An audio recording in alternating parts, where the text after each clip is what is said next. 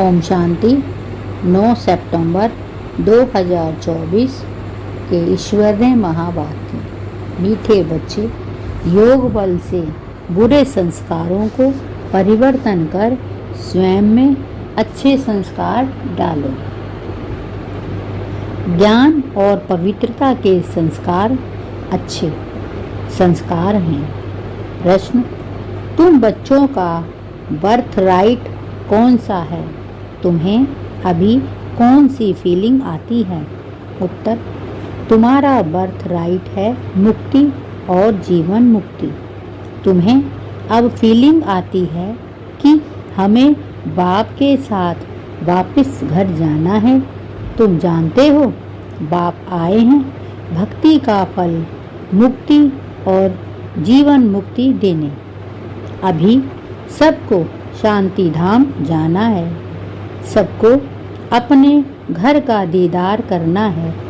ओम शांति। मनुष्य बाप को सच्चा बादशाह भी कहते हैं। अंग्रेजी में बादशाह नहीं कहते। पुरुष में सिर्फ सच्चा फादर कहते हैं। गॉड फादर इज ट्रुथ कहते हैं। भारत में ही कहते हैं सच्चा बादशाह। अब फर्क तो बहुत है। वह सिर्फ सच कहते हैं, सच सिखलाते हैं, सच्चा बनाते हैं। यहाँ कहते हैं सच्चा बादशाह। सच्चा भी बनाते हैं और सचखंड का बादशाह भी बनाते हैं। यह तो बरोबर है। मुक्ति भी देते हैं, जीवन मुक्ति भी देते हैं, जिसको भक्ति का फल कहते हैं। लिबरेशन और फ्रूसन भक्ति का फल देते हैं और लिबरेट करते हैं। बच्चे जानते हैं हमको दोनों देते हैं।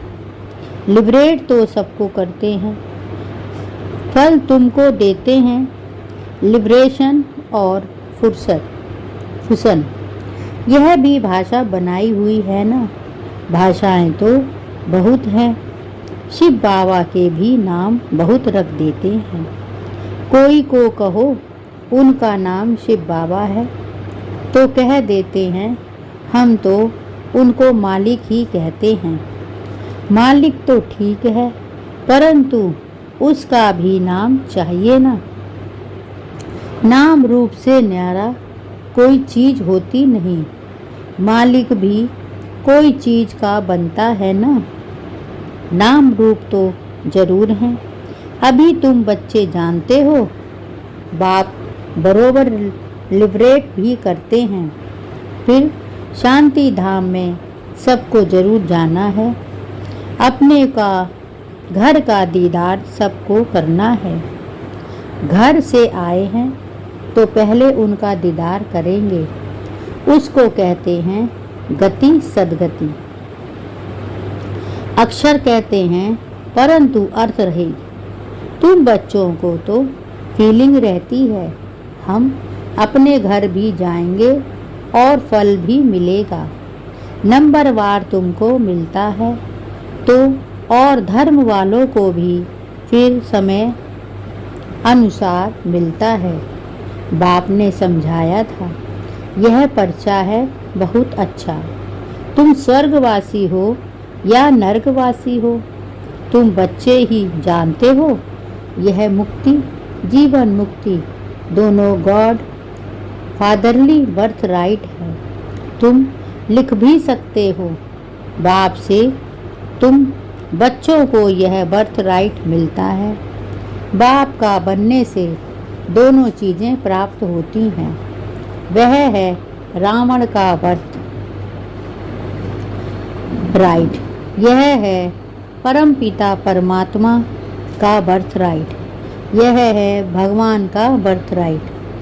वह है शैतान का बर्थ राइट। ऐसे लिखना चाहिए जो कुछ समझ सकें। अब तुम बच्चों को हेवन स्थापन करना है। कितना काम करना है। अभी तो जैसे बेबीज है, जैसे मनुष्य कलयुग के लिए कहते हैं कि अभी बेबी बच्चा है। बाप कहते हैं सतयुग की स्थापना में बेबी है। अभी तुम बच्चों को वर्षा मिल रहा है। रावण का कोई वर्षा नहीं कहेंगे। गॉड फादर से तो वर्षा मिलता है। वह कोई फादर थोड़े ही हैं। उसको रावण 5 विकारों को तो शैतान कहा जाता है। शैतान का वर्षा क्या मिलता है? 5 विकार मिलते हैं। शो भी ऐसा करते हैं। तमो प्रधान बन जाते हैं। अब दशहरा कितना मनाते हैं, सेरेमनी मनाते हैं, बहुत खर्चा करते हैं, विलायत से भी निमंत्रण दे बुलाते हैं। सबसे नामी ग्रामी दशहरा मनाते हैं। मशहूर है, मशहूर का। पैसे वाले भी बहुत हैं। रावण राज्य में पैसा मिलता है तो अकल ही चट हो जाती है। बाप डिटेल में समझाते हैं। इनका नाम ही है रावण राज्य। उसको फिर कहा जाता है ईश्वरीय राज्य। राम राज्य कहना भी रॉन्ग हो जाता है। गांधी जी राम राज्य चाहते थे। मनुष्य समझते हैं गांधी जी भी अवतार थे। उनको कितने पैसे देते थे। उनको भारत का बापू भी जी कहते थे। अब यह तो सारे विश्व का बापू है। अभी तुम यहाँ बैठे हो, जानते हो कितनी जीव आत्माएं होंगी। जीव शरीर तो विनाशी है, बाकी आत्मा है अविनाशी। आत्माएं तो ढेर हैं। जैसे ऊपर में सितारे रहते हैं ना, सितारे जास्ती हैं या आत्माएं जास्ती हैं, क्योंकि तुम तो धरती के सितारे और वह आसमान के सितारे। तुमको देवता कहा जाता है। वह फिर उनको भी देवता कह देते हैं। तुमको लक्की सितारा कहा जाता है ना। अच्छा, इस पर फिर आपस में डिस्कस करना। बाबा भी इस बात को नहीं छेड़ते हैं। यह तो समझाया है कि सभी आत्माओं का एक बाप है। इनकी बुद्धि में तो सब है। जो भी मनुष्य मात्र हैं, सबका वह बाप है। यह तो सब जानते हैं कि सारी सृष्टि समुद्र पर खड़ी है।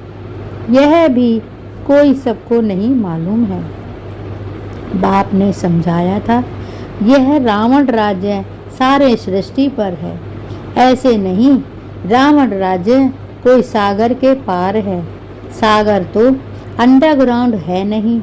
कहते हैं ना, नीचे बेल है, उसके सींगों पर सृष्टि खड़ी है। नीचे बैल है, उसके सींगों पर सृष्टि खड़ी है। फिर जब थक जाता है तो सींग बदली करता है। अभी पुरानी दुनिया खलास हो, नई दुनिया की स्थापना होती है। शास्त्रों में तो अनेक प्रकार के बातें दंत कथाएं में लिख दी हैं। यह तो बच्चे समझते हैं। यहाँ सब आत्माएं शरीर के साथ हैं। इनको कहते हैं जीव आत्माएं। वह जो आत्माओं का घर है, वहाँ तो शरीर नहीं है। उनको कहा जाता है निराकारी। जीव आकारी है, इसीलिए साकार कहा जाता है। निराकार को शरीर नहीं होता है। यह है साकारी सृष्टि। वह है निराकारी आत्माओं की दुनिया। इसको सृष्टि कहेंगे। उसको कहा जाता है इनकॉर्पोरियल वर्ल्ड। आत्मा जब शरीर में आती है तब यह चुरपुर चलती है, नहीं तो शरीर कोई काम का नहीं रहता है। तो उनको कहा ही जाता है निराकारी दुनिया। जितनी भी आत्माएं हैं वह सब पिछाड़ी में आनी है। इसीलिए इसको पुरुषोत्तम संगम युग कहा जाता है। सब आत्माएं जब यहाँ आ जाती हैं तो वहाँ फिर एक भी नहीं रहती। वहाँ जब एकदम खाली हो जाता है तब फिर सब वापस जाते हैं। तुम यह संस्कार ले जाते हो। नंबरवार पुरुषार्थ अनुसार कोई नॉलेज में संस्कार ले जाते हैं, कोई प्योरिटी के संस्कार ले जाते हैं। आना तो फिर भी यहाँ ही है, परंतु पहले तो घर में जाना है। वहाँ है अच्छे संस्कार, यहाँ है बुरे संस्कार। अच्छे संस्कार बदलकर बुरे संस्कार हो जाते हैं, फिर बुरे संस्कार योग फल से अच्छे हो जाते हैं। अच्छे संस्कार वहाँ ले जाएंगे। बाप में भी पढ़ाने के संस्कार हैं ना, जो आकर समझाते हैं। रचयिता और रचना के आदि मध्य अंत का राज समझाते हैं। बीज की भी समझानी देते हैं तो सारे झाड़ की भी समझानी देते हैं। बीज की समझानी है ज्ञान और झाड़ की समझानी हो जाती भक्ति। भक्ति में बहुत डिटेल होती है ना। बीज को याद करना तो सहज है, वहाँ ही चले जाना है। तमो प्रधान से सतो प्रधान बनने में थोड़ा ही समय लगता है, फिर सतो प्रधान से तमो प्रधान बनने में 5000 वर्ष लगते हैं। एक्यूरेट, यह चक्र बड़ा एक्यूरेट बना हुआ है जो रिपीट होता रहता है और कोई यह बातें बता ना सके। तुम बता सकते हो। आधा आधा किया जाता है, आधा स्वर्ग आधा नरक, फिर उनका डिटेल भी बताते हैं। स्वर्ग में जन्म कब आयु बड़ी होती है, नरक में जन्म जास्ती आयु छोटी होती है। वहाँ है योगी, यहाँ है भोगी, इसीलिए यहाँ बहुत जन्म होते हैं। इन बातों को दूसरा कोई नहीं जान सकते। मनुष्य को कुछ भी मालूम नहीं है कब देवता आए थे, वह कैसे बने, कितने समझदार बने हैं। यह भी ड्रामा तुम जानते हो। बाप इस समय बच्चों को पढ़ाकर 21 जन्मों के लिए वर्षा देते हैं, फिर यह हमारे संस्कार रहते नहीं। जैसे राजाई के संस्कार होते हैं तो ज्ञान की पढ़ाई के संस्कार पूरे हो जाते हैं। यह संस्कार पूरे हुए तो नंबरवार पुरुषार्थ अनुसार रुद्रमाला में पिरो जाएंगे, फिर नंबरवार आएंगे पाठ बजाने। जिसने पूरे 84 जन्म लिए हैं वह पहले आते हैं, उनका नाम भी बतलाते हैं। श्री कृष्ण तो है फर्स्ट प्रिंस ऑफ हेवन। तुम जानते हो सिर्फ एक थोड़े ही होगा, सारी राजधानी होगी ना। राजा के साथ तो फिर प्रजा भी चाहिए। हो सकता है एक से दूसरे पैदा हो जाएं। अगर कहें 8 इकट्ठे आते हैं, परंतु श्री कृष्ण तो नंबर 1 में आएगा ना। 8 इकट्ठे आते हैं तो फिर श्री कृष्ण का इतना गायन क्यों। यह सब बातें आगे चलकर समझाएंगे। कहते हैं ना, आज तुमको बहुत गुइयां बातें सुनाता हूँ। कुछ तो रहा हुआ है ना। यही युक्ति अच्छी है। जिस बात में देखो नहीं समझते हैं तो बोलो हमारी बड़ी बहन उत्तर दे सकती है, या तो कहना चाहिए अभी बाप ने बताया नहीं है। दिन प्रतिदिन गुइयां सुनाते हैं। इस कहने में लज्जा की बात नहीं। गुइयां पॉइंट जब सुनाते हैं तो तुमको सुनकर बहुत खुशी होती है। पिछाड़ी में फिर कह देते हैं मन मना भव, मध्य जी भव। अक्षर भी शास्त्र बनाने वालों ने लिखा है, मूंझने की तो जरूरत नहीं है, बच्चा बाप का बना और बेहद का सुख मिला। इसमें मनसा वाचा कर्मणा पवित्रता की जरूरत है। लक्ष्मी नारायण को बाप का वर्षा मिला है ना, यह पहले नंबर में है। जिनकी ही पूजा होती है, अपने को भी देखो, हमारे में ऐसे गुण हैं, अभी तो बेगुण है ना। अपने अवगुणों का भी किसको पता नहीं है।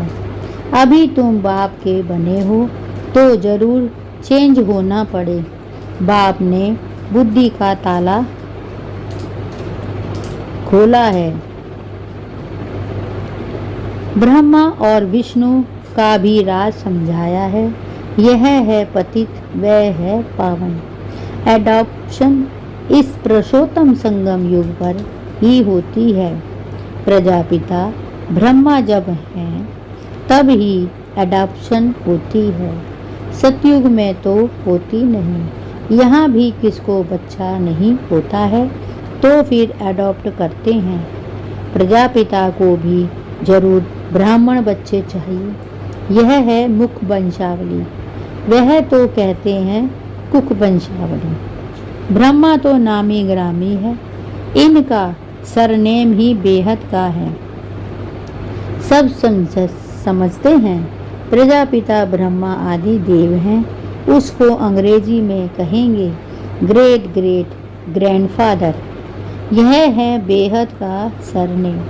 वह सब होते हैं हद के सरनेम, इसीलिए बाप समझाते हैं।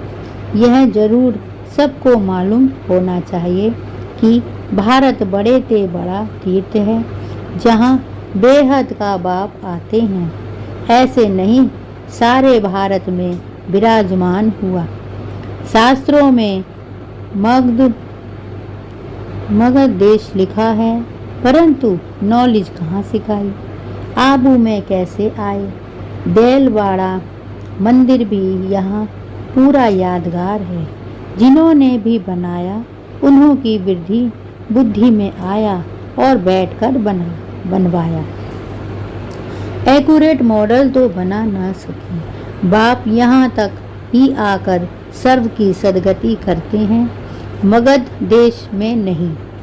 वह तो पाकिस्तान हो गया, यह है पाकिस्तान। वास्तव में पाकिस्तान को स्वर्ग को कहा जाता है। पाक और नापाक का यह सारा ड्रामा बना हुआ है। तो मीठे मीठे सिकलदे बच्चे, तुम यह समझते हो आत्माएं परमात्मा अलग रहे बहुकार। कितने काल के बाद मिले हैं, फिर कब मिलेंगे। सुंदर बेला कर दिया जब सतगुरु मेरा दलाल के रूप में। गुरु तो बहुत हैं ना, इसीलिए सतगुरु कहा जाता है।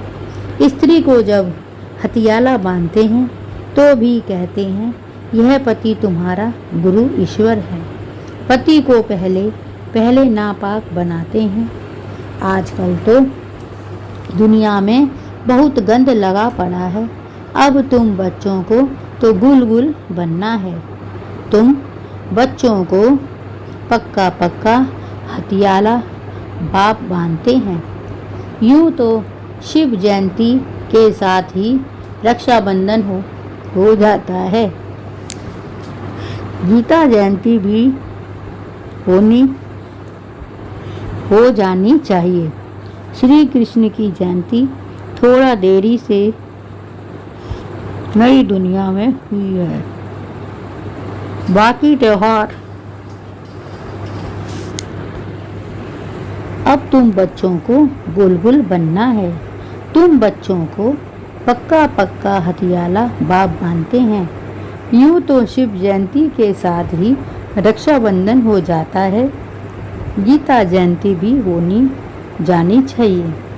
श्री कृष्ण की जयंती थोड़ा देरी से नहीं दुनिया में हुई है। बाकी त्योहार सब इस समय के हैं। रामनवमी कब हुई यह भी कोई को पता है क्या। तुम कहेंगे नहीं, दुनिया में 1250 वर्ष के बाद में रामनवमी होती है। शिव जयंती, श्री कृष्ण जयंती, रामनवमी कब हुई यह कोई भी बता नहीं सकते। तुम बच्चे भी अभी बाप द्वारा जान गए हो, एक्यूरेट बता सकते हो। गोया सारी दुनिया की जीवन कहानी तुम बता सकते हो। लाखों वर्ष की बात थोड़े ही बता सकते हैं। बाप कितनी अच्छी बेहद की पढ़ाई पढ़ाते हैं। एक बार ही तुम 21 जन्मों के लिए नग्न होने से बचते हैं। अभी तुम 5 विकारों रूपी रावण के पराये राज्य में हो। अभी सारे 84 का चक्र तुम्हारी स्मृति में आया है। अच्छा, मीठे मीठे सिगिलदे बच्चों प्रति माँ पिता बाप दादा का याद प्यार और गुड मॉर्निंग। रूहानी बाप की रूहानी बच्चों को नमस्ते और हम सब रूहानी बच्चों की रूहानी माँ पिता बाप दादा को याद प्यार, गुड मॉर्निंग और नमस्ते। शुक्रिया बाबा, शुक्रिया। धारणा के लिए मुख्य सार।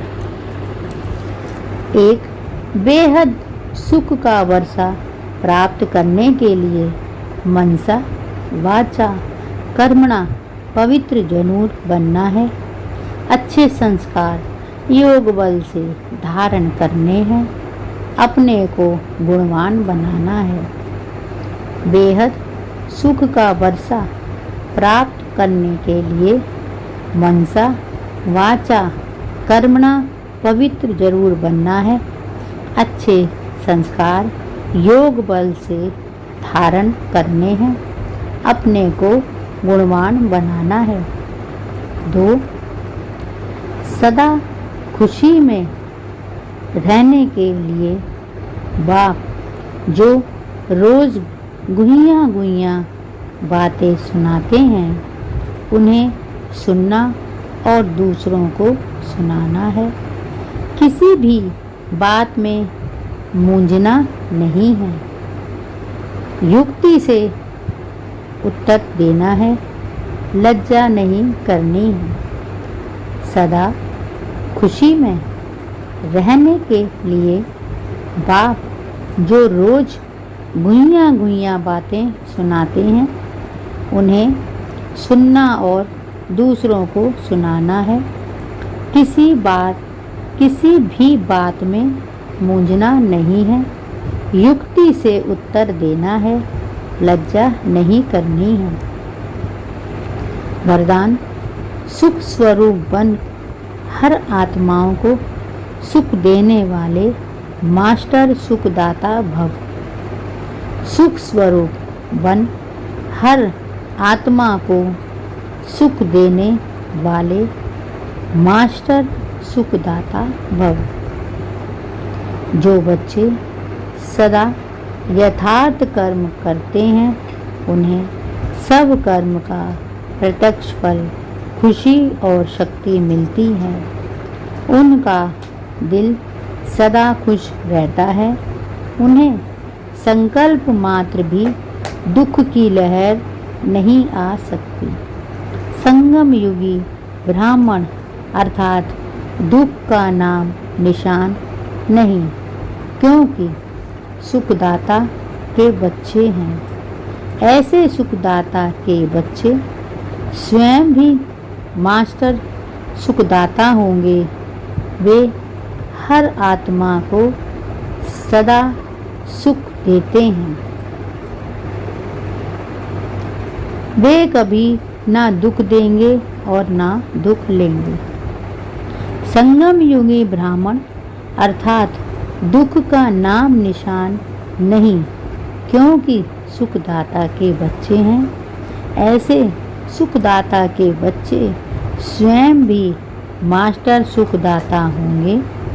वे हर आत्मा को सदा सुख देंगे। वे कभी ना दुख देंगे और ना दुख लेंगे। स्लोगन: मास्टर दाता बन, सहयोग, स्नेह और सहानुभूति देना, यही रहम दिल आत्मा की निशानी है। मास्टर दाता बन, सहयोग, स्नेह और सहानुभूति देना, यही रहम दिल आत्मा की निशानी है। ओम शांति।